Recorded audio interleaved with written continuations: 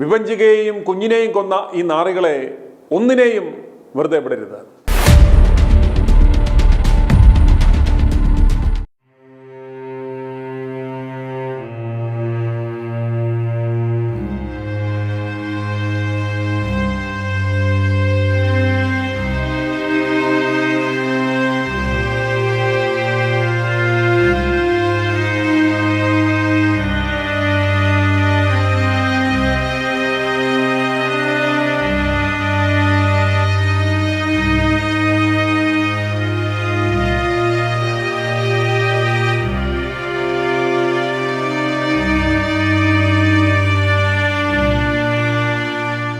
കൊല്ലം കേരളപുരം സ്വദേശി വിഭജിക്കുകയും കുഞ്ഞിനെയും ദുരൂഹ സാഹചര്യത്തിൽ ഷാർജയിൽ മരിച്ച നിലയിൽ കണ്ടെത്തിയ സംഭവത്തിൽ ഷാർജയിലും നിയമപോരാട്ടത്തിനൊരുങ്ങി വിഭജികയുടെ കുടുംബം.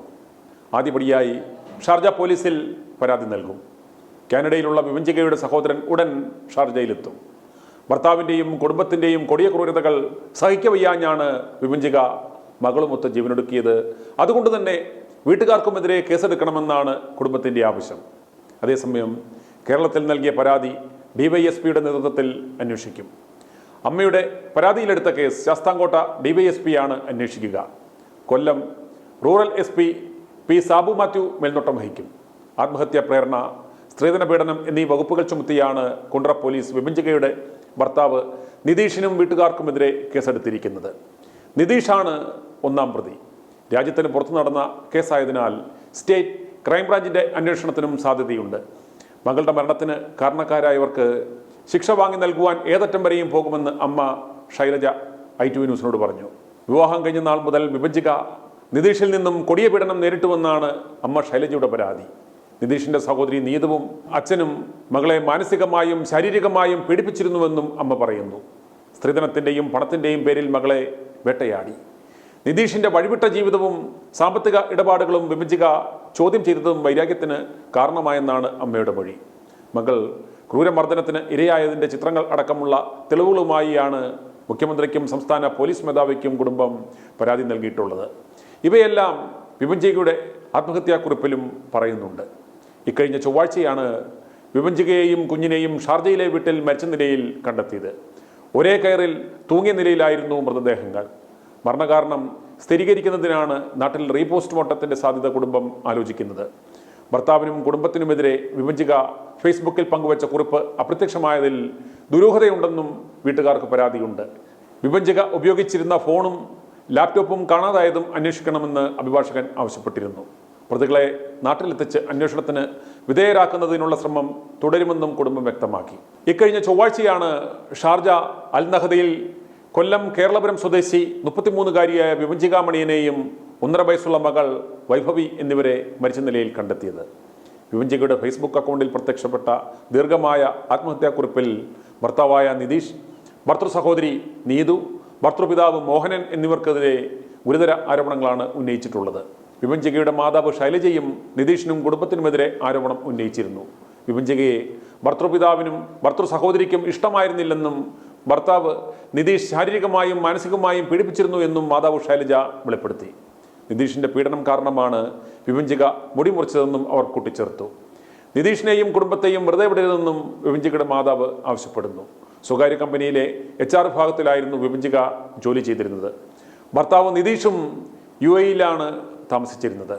ഒരു പെൺകുട്ടി മനുഷ്യായുസ്സിൽ അനുഭവിക്കുന്നതിനും അപ്പുറമുള്ള കൊടിയ പീഡനങ്ങളാണ് വിഭജിക അനുഭവിച്ചത്. അതിൽ ശാരീരിക പീഡനങ്ങൾ മുതൽ ലൈംഗിക വൈകൃതങ്ങൾ വരെ ഉൾപ്പെടുന്നു. ലേഡീസ് ഇന്നർവെയർ ധരിച്ച് വൈകൃതപരമായി തോന്നുന്ന നിതീഷിന്റെ സമൂഹ മാധ്യമങ്ങളിൽ പ്രചരിക്കുന്ന ചിത്രം അയാളിലെ ആ വൈകൃതവും മാനസിക നിലയും വെളിവാക്കുന്നതാണ്.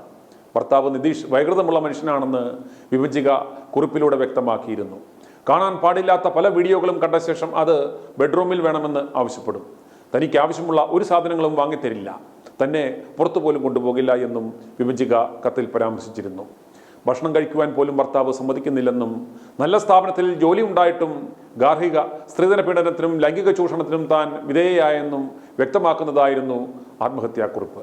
ഇതിനുമപ്പുറം അമ്മായിയപ്പനും വിഭജികയെ ലൈംഗികമായി ഉപദ്രവിച്ചിരുന്നു എന്ന് വ്യക്തമാക്കുന്ന തരത്തിലുള്ള തെളിവുകളും ആ ഡയറി കുറിപ്പിലുണ്ട്. ഗർഭിണിയായിരുന്നപ്പോൾ പോലും പീഡനം ഏൽക്കേണ്ടി വന്നു.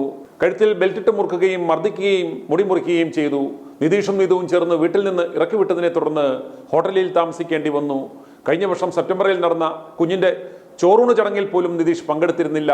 എന്നെങ്കിലും നിതീഷ് തന്നെയും കുഞ്ഞിനെയും സ്നേഹിക്കുമെന്ന ആ പ്രതീക്ഷയിലായിരുന്നു ഇത്രയും നാൾ ജീവിച്ചതെന്നും വിഭജിക ആത്മഹത്യാക്കുറിപ്പിൽ പറയുന്നു.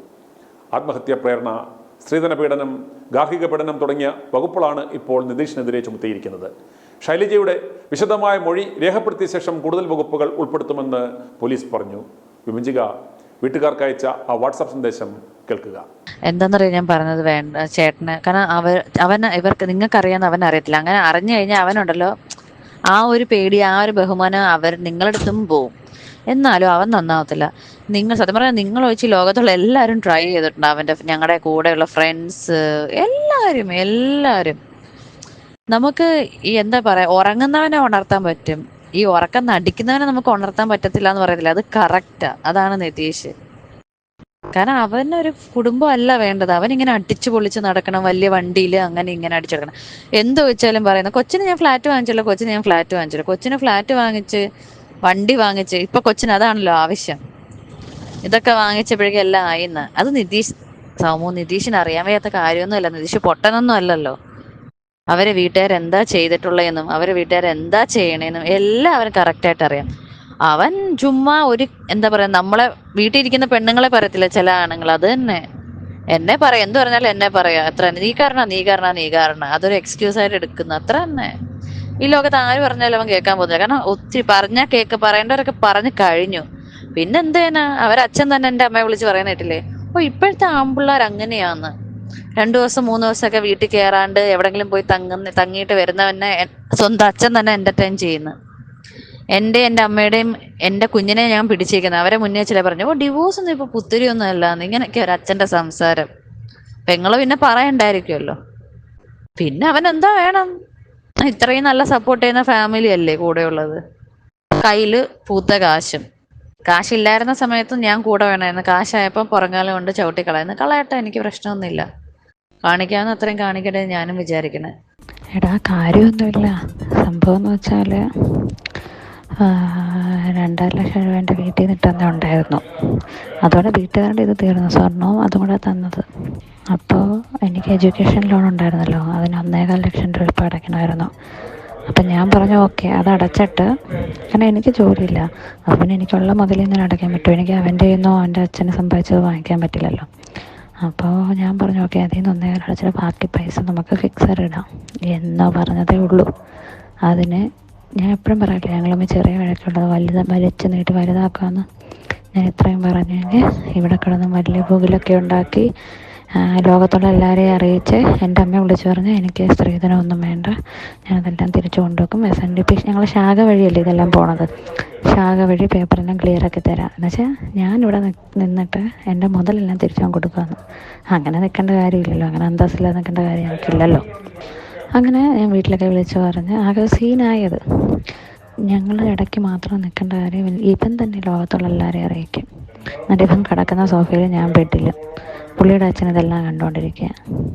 വിഭജികയെയും ആ പിഞ്ചു കുഞ്ഞിനെയും മരണത്തിലേക്ക് തള്ളിവിട്ട ഭർത്താവ് നിതീഷ്, സഹോദരി നീതു ബെനി, ഭർത്തൃപിതാവ്, ഭർത്തൃമാതാവ് ആരെയും വെറുതെ വിടരുത്.